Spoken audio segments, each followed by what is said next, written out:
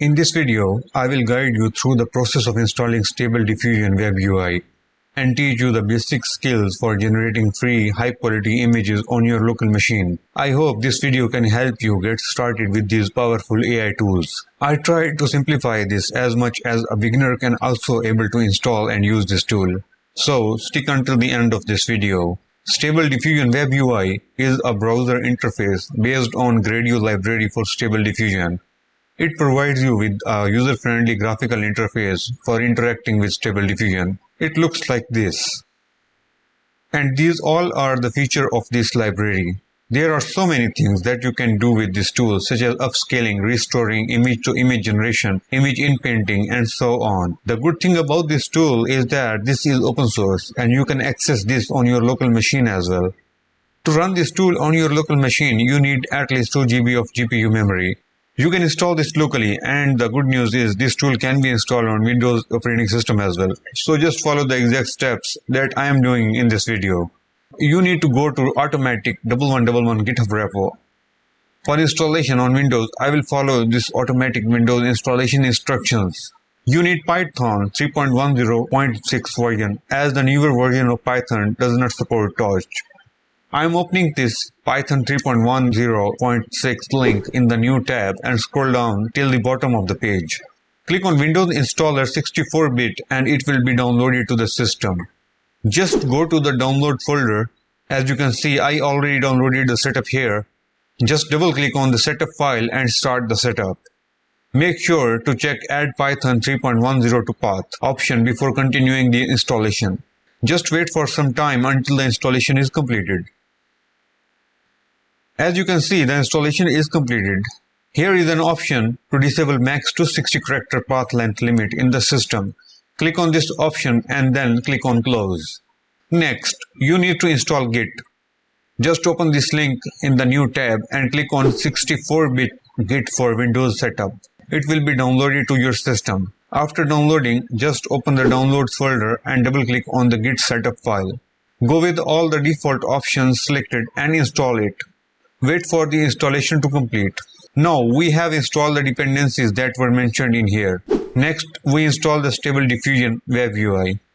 Just copy this piece of code with the link and click on Windows Start menu icon.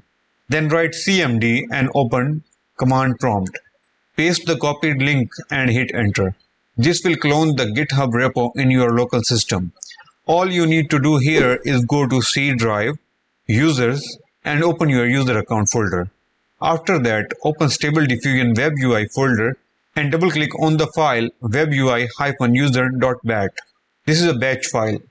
It will automatically start downloading necessary packages for Stable Diffusion installation.